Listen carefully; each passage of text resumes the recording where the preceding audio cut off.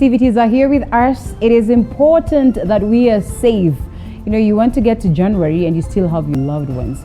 But sadly, in most cases, road accidents would not allow us to. But, you know, some of these accidents actually that occur are things that we can avoid. So, for a moment, why don't we have those lessons that would help us avoid them? Welcome on board. Once again, it's time that we have these candid conversations. Joining me for the same, I keep losing it. I don't know why. It's because there's two O's, you know. It's almost like Miguna. But Miguna, it's two M's, so it's pretty much easy. He's a road safety global trainer. Good to have you once again. Thank you. And the last time I had him, we had a conversation on the roads and how well you can be good and disciplined on the roads. I remember what it is that you said. There's a driver and a vehicle mover. And a vehicle mover. So who are you? Pretty much a conversation that was very interesting. But we left it on a sad note. Why am I saying this? Because he told us that we're going to get terrible cases, high numbers of accidents during the festivities. Sounded so bad coming from a road, specialist. But for a moment, it is indeed something that we need to, have a conversation around. And like we say, we can always avoid some of these numerous cases. So we're having this conversation on how best you can be careful on the roads at this point of the festivities. And the biggest question I'll start with is one that we actually had also the other time, but it's always good to have a constant reminder of the same. And my question, what we'll start with is, one, are you a defensive driver? I'm asking you, and I'm going to ask Otet that. Yeah, to be a defensive driver is one of the best and gifts you can ever give to any road user out there. Because a defensive driver is one who is able to anticipate, look at the situation ahead, identify the hazards, eliminate the hazards, and navigate through the hazard safely, get to their destination without an incident. I don't even say an accident or a crash, an incident. Something that would agitate somebody or lead them to a root cause of a crash. So the big question is, are you a defensive driver? I am a defensive driver. And I told you we have very few drivers in the country of Kenya, and a big number of vehicle movers, people who they moved the car from Nairobi to Kericho. Luckily nothing happened. They want to try and move it back, and they just do it because the vehicle has to be moved.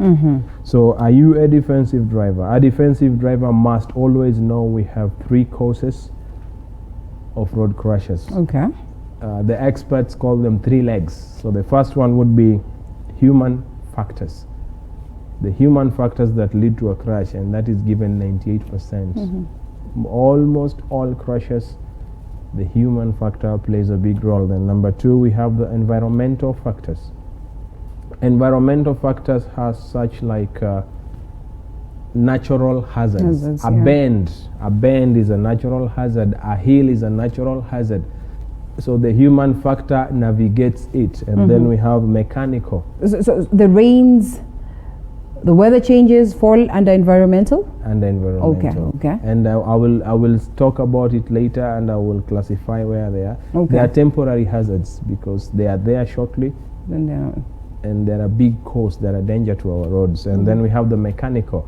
There are crashes that have happened in this country or in this face of the earth, the globe. The driver was pointed a finger, but the problem was mechanical. Who was to be pointed the finger at? The mechanic. So the mechanic, really? Yeah. Sometimes we know very well that we have a safari ahead of us. We probably do not take time to look at our vehicles, know whether everything is, check, everything is okay. Would you blame that on the mechanic? Most of us love quick fix. We are a quick fix generation. You go to YouTube, you want to see how it's done, and then tell your mechanic how it is to be done. Okay. And the mechanic will do it to get the pocket full. Right.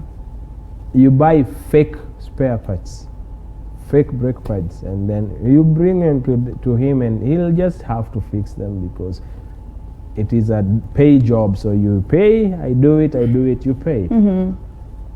Knowing very well that this is a high level risk. But what is he to tell you? That is what you brought and you need it fixed. So he will only fix what you brought. You remember the Homeboys bars at Fort Tenan? Yes. Many lives were lost because of the brake system. The driver complained. But nothing. He was told the mechanic will check it, just go. The mechanic fixed what he was asked to fix. So my first advice in this festive season, a lot of people are going to travel, would be try very much and ensure, leave alone the roadside mechanics, go to a good qualified mechanic. Most vital parts come along when you do not be a defensive driver. You get a crash. So we have 3 types of crashes.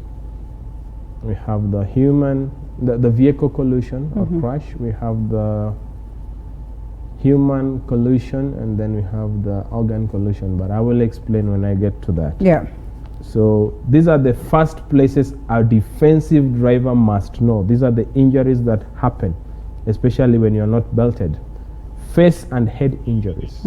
How? When a vehicle stops urgently, you move in inertia. Your face and head would probably hit the windshield. If you are seated on the back, your face and head and the neck, which is a vital part of the body organ of the body, will hit the headrest. We have cervical and spine injury. And then we have steering wheel impact for the drivers. We have the airbag deployment, which is not a good experience at all. It would disorient you and it would make you lose memory and just develop complications. We have the pelvic fracture. Right. And then we have the breast leg fracture. On your legs, you would break your knees. So I want to talk about the 3 types of collisions that every defensive driver must know. Yes. You remember last time I told you a vehicle would roll and it's not much of a big deal, but people died. Yes.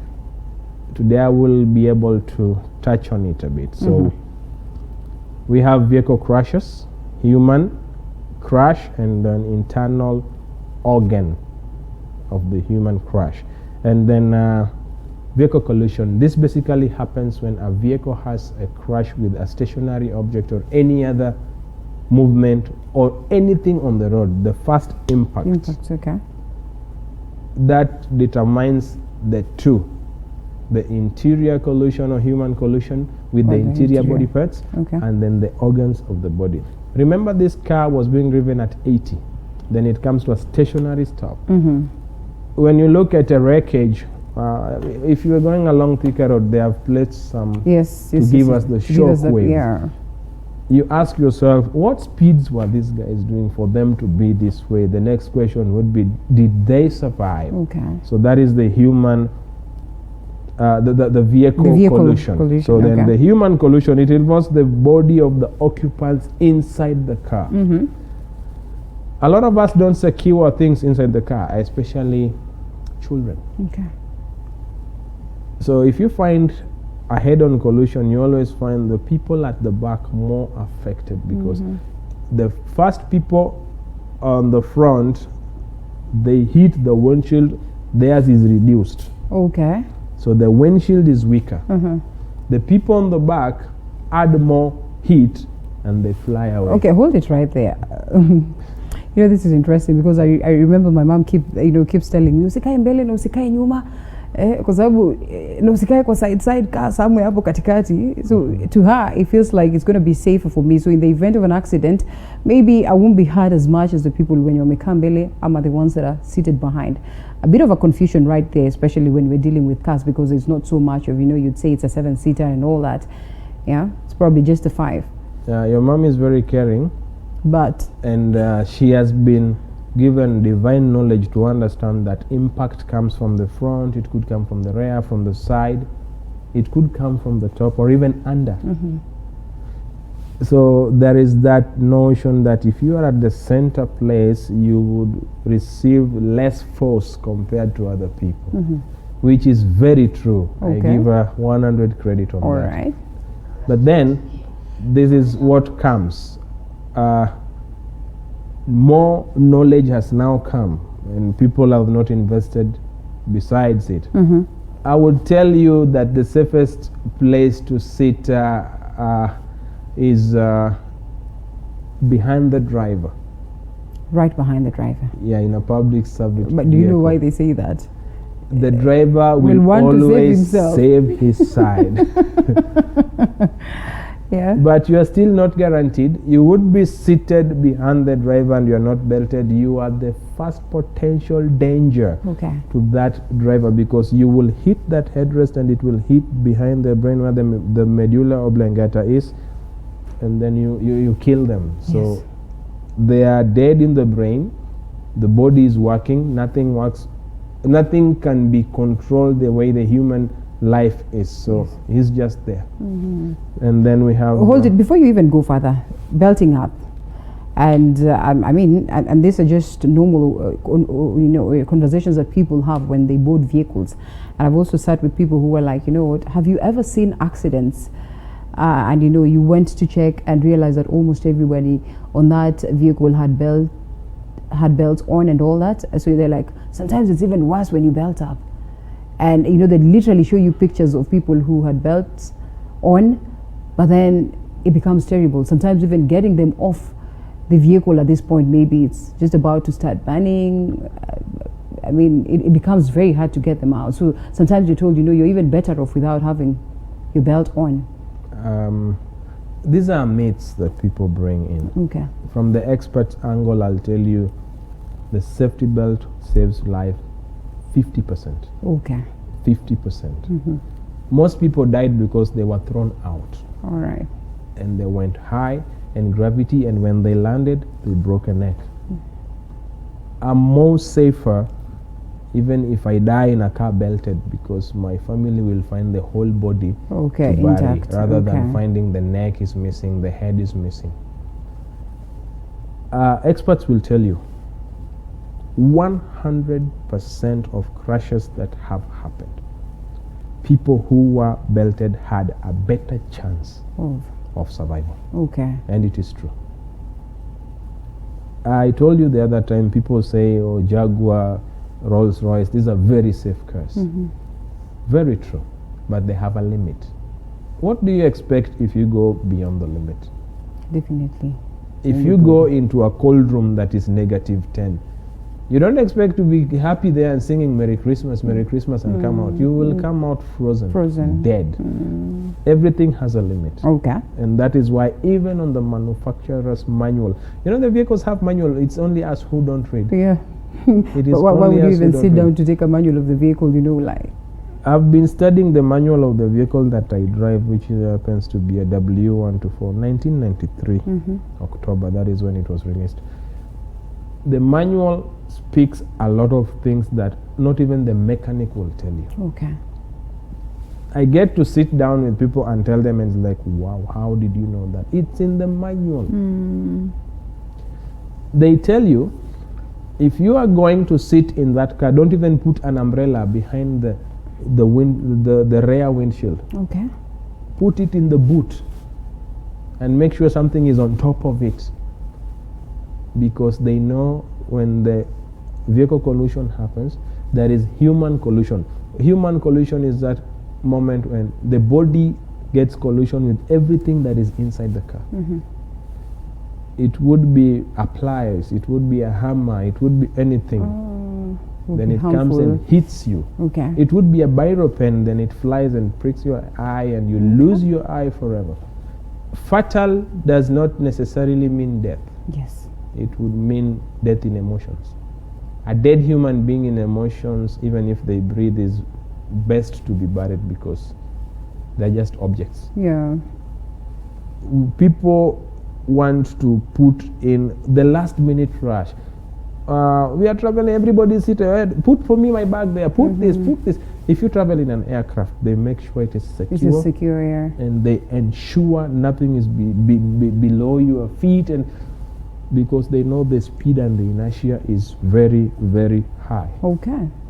Internal Crash or collision. This is now when a crash has happened. The human body has had collusion with the interior. You have even survived that. Nothing has touched you. But because your lungs and your heart were also traveling at the speed of 80, there is that inertia move.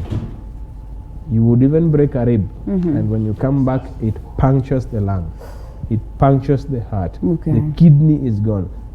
There are people who died in an accident.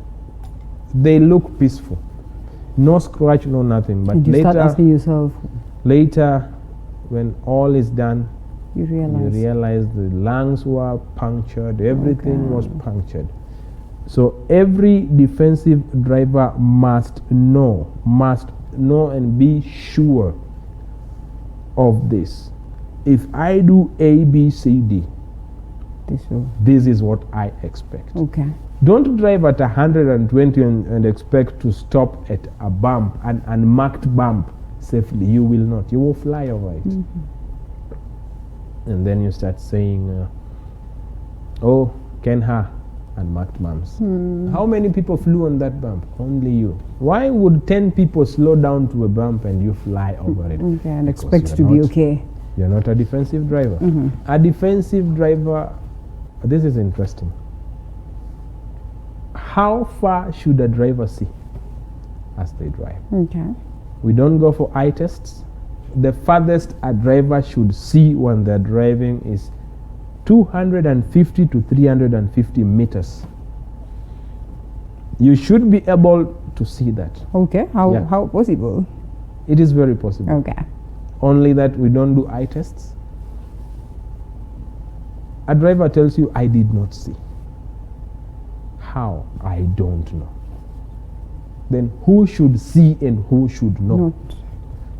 You are leaving Nairobi for Mombasa with your family. Who should see and who should know? If you did journey planning management, then you would realize you have a list of events. You see, the problem we are having this season, and why I keep on saying these crashes are going to rise, people are excited. Excited, and emotion drivers are the worst. When I'm excited, you will not overtake me and let you go. You will not. It becomes a race.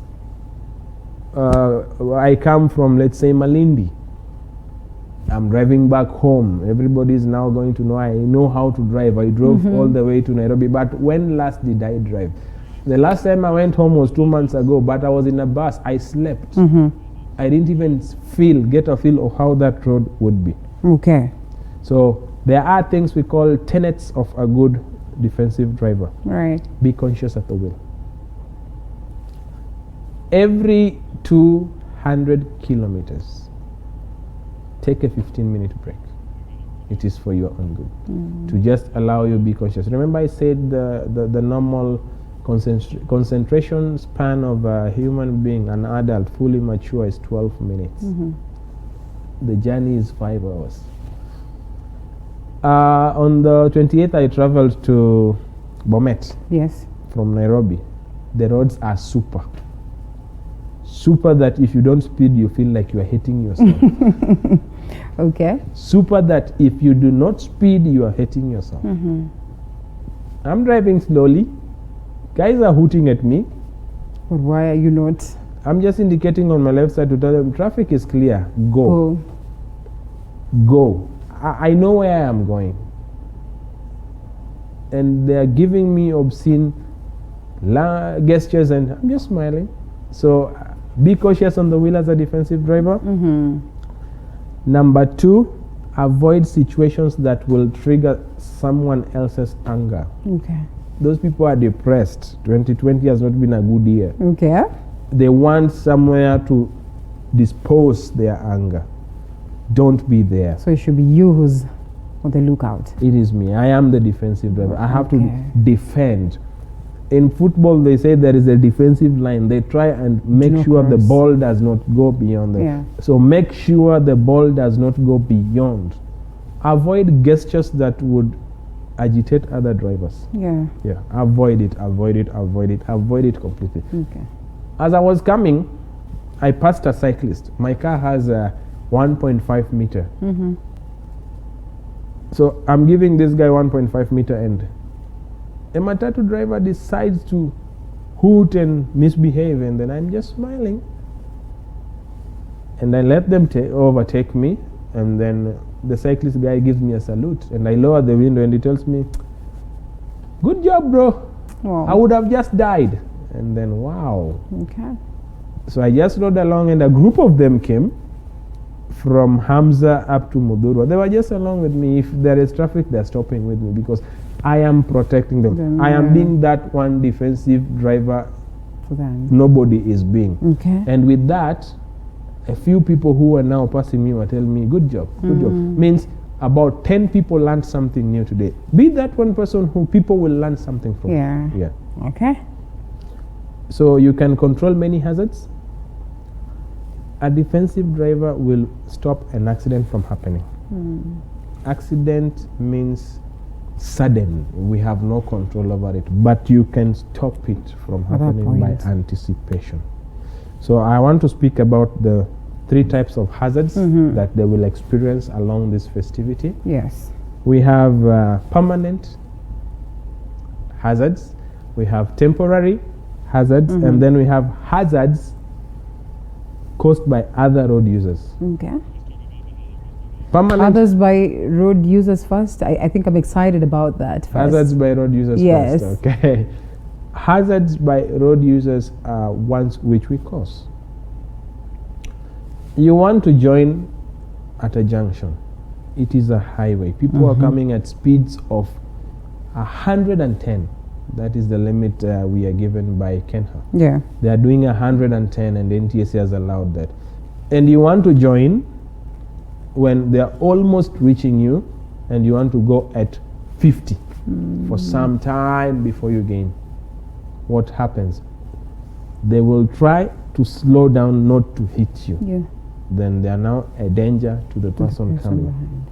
And that is why you find a lot of accidents are happening at junctions. Hazards caused by human beings. Littering. You're eating your banana and you throw away the peel, it lands on the other person's windshield. And it's shock, it's sudden, they don't know how to react about it, they don't know. You are throwing away a baby diaper. These things have happened. Hazards caused by human beings. That is why the human factor gets 98%. Yeah. Gets 98 and the others take 2. No. They take 1-1. 1-1. 1-1. Wow. Okay. Mechanical would take 1, environmental would take 1. Okay. So hazards caused by us. Linda is driving and I'm storing with Linda. You cannot even concentrate. But you always told co-driver should be on alert. So that means make Alert? sure that the driver is having all the stories on planet Earth so they do not doze at some point in time. I guess we misunderstood it. Okay. Being alert means driving with them. You must not talk, but every time you see, You must not talk. you will talk minimal. Okay. When you story tell, you give them emotions and then they get excited. Right. You are a beautiful lady, you are talking to me, and then I want to make sure I show you I am getting everything you say. I want to repeat everything you say. You see, Oh, yeah. at one point you see the driver moving, he's getting carried away. Driving is a task, it's a responsibility. Yeah.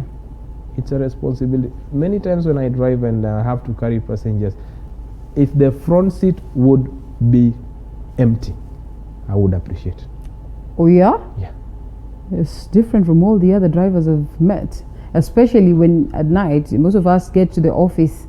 Okay, those ones are vehicle movers. When we're getting to the office very early in the morning, you really want to keep your driver on toes because it's a morning. We all are trying to survive, so we do not doze off and all that. So they want you there so you can have all these stories.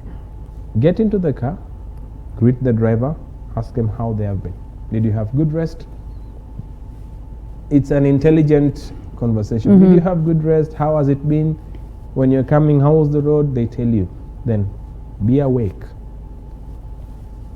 Don't story tell. Don't start telling him how your grandmother used to cane you or what. He gets carried away. Yes. When I sit on the front seat, I rarely talk. I would ask a driver, did you see that? And he would tell me no. Then I'll tell him, I'm on the lookout. Okay. So he knows every time I speak, I'm on the lookout. Yeah. There is a bump sign. How long did we take to reach the bump? We'd say about 4 seconds. At what speed? 80. So the next time I see another sign, I say, did you see that? It's a bump, and then I've been there also, but sometimes, this other party feels like, you're trying to teach them how to drive. You're trying to direct their steps, which is very uncomfortable. Sometimes I fight with people because I literally drive along with them. it's because of the tone. Okay. The tone that we use. I do it in an interesting way. Okay. There's no day I'll go to Embasavas, I go back to Embakasi, and they will allow me to sit at the back seat. They will. They want you. They want me, not even at the door, but with the driver. Now with the COVID rules, I sit with the driver. Okay. Because I'll tell him that lane is taking us elsewhere. You did it wrong, and I didn't know. The tone. Drivers, since the Moi era, were taken as dropouts, people who didn't get the opportunity to learn, people who that was the only help that would be given to at least try and pull up their socks or find a living. But that has changed. We have graduates who are now driving. Someone is driving and they're chewing cat. I have a video of a driver who was driving to Kakamega eating maize.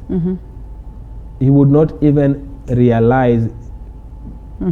He would not even realize he was being captured on video and listening to radio and laughing. Okay.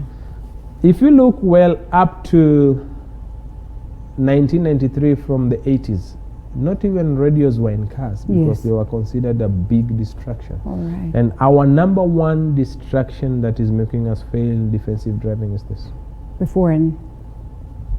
Do your research. Every time a driver is approaching a bump, they tend to phone. They want to look what is latest. Okay. What am I missing? So the hazards caused by road users are enormous. All right. Huge, huge, huge. Eating while driving.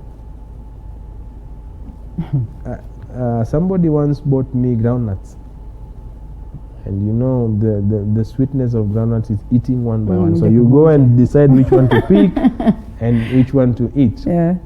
And I told him, "Thank you for this." Then I told him, "Open the glove box." I placed it where my phone is and closed. So I drove, and he asked me, "How can I take my money, buy you groundnuts, and you don't eat?" I told him, "No, wait. When we had the first break, I ate it. When I came back, I was refreshed. I drove." So they were interested in me. All right. Yeah. So a lot of people tend to say, when you talk with the driver, you keep them active. You are the most dangerous distraction they have. At this point. Okay. So as we also delve deeper into this, you said there's temporary and permanent and all that, and so much so that needs to be, known out here. What would be then? What would defensive drive, entail in general, in terms of someone just being careful and keen on the road, and especially at this point of the festivities? Defensive driving entails 3 vital parts. Awareness. Are you aware of your surrounding? Are you aware of your surrounding? Starting with you inside the car. I'm moving with my family. Children. Where should they be? At the back seat. At the back seat. Backs. There is this. The sound given by the door is called clack. Okay. It's more of a clap. We call it CLUNK, clack. Most of us will, actually all of us will never forget to clack the door. But they will forget to click the belt. Okay. Make sure you clack the door and click the belt. Okay. Your baby at the back. Don't look back. Your baby. If you're the driver, that back. is. Yeah. Okay. Your baby at the back. Do not look back. Don't give a shoulder look back. You have a rear mirror. Try and have eye contact. The baby needs attention, pull over. Pull over. You want to answer your phone call, pull over. You want to read your text, pull over. You want to give that baby a smile, pull over, look back. But while on the road, the baby at the back, don't look back. Wow. You look back, you are at a position of losing both of you. The Bible, Lot was told, as you leave, Do not look back. Who looked back? The wife. Turned into a salt. Right. Take that. Don't be a salt on that road by looking back at that baby. Don't. Incredible. Amazing. Be aware of other drivers. A vehicle that trails you for about 10 minutes, you would be able to know. You'll be able to know their driving behavior or character. Most of us assume matatus are worstly driven. So anytime you see a matatu, you want to be extra aware. Some of us, we drive saloon cars and we are worse. Sorry? It's okay. And then we have adaptation. The first sector or leg is awareness. The second one is adaptation. How do you adapt? In fog? How do you adapt? In rain? Rain, mist. How do you adapt when the sun is overhead? Okay. When the sun is overhead, there are times you are alone on the road and you see like vapor-like. Inside that vapor, you will never see a black car. Inside that vapor, you will never see a gray car. Okay. The only car you will see is a white car. Have you ever asked yourself why most NGOs are using white vehicles? For visibility. Okay. Why is even the presidential convoy with dark colors, camouflage, security? Okay. You wouldn't see them from far. These are things you must adapt to. It has rained. Driving is different from when it is raining, because the first few drops of the rain, the road is always dry and has oil, that is powder that comes out from the exhaust. So it will not mix with water. So there is a lot of sliding. We call it hydroplaning, sliding on water. Hydro is water. Planing, like the way you plane a door, it slides, takes you off and away. After that, people struggle with visibility. So how do you adapt? When it's becoming misty in the car, I will tell you to decondense it by making it, turning on the AC to more cold. It helps you clear the windscreen. Okay. If you don't have that, you have to have somebody who will help you to wipe or lower your windows. All right. Then the third leg is anticipation. Okay. The other time we talked about intense brake light, slight brake light. It really saddens me. You are on a highway, somebody has indicated, and you anticipate they want to move left or they want to move right. And you just see another driver does not even want to give them way. You don't want to anticipate. These are things that are going to increase. So the defensive driver must be aware, must be adaptive, and must anticipate. You have to anticipate. Wow. Thank you so much. Incredible note to wind it up. I'm sure you've picked up great lessons. I probably did not even envision this. I was just thinking shallow at this particular point, but crucial to note that all these pointers that have been presented to you are very, very instrumental for you to ensure that you have a safe trip to and from whatever it is that you come from. Oworotit, Road Safety Global Trainer. Thank you so much for that. I mean, you have take-homes that will be very instrumental at this time of the festive season, and not just at this time of the festive season, but all through your life of being a driver and not a vehicle mover. Thank you so much once again. Of course, it was lovely having you. My name is Linda Alela. We'll be having more of these sessions because we care about you. Bye-bye. Thank you.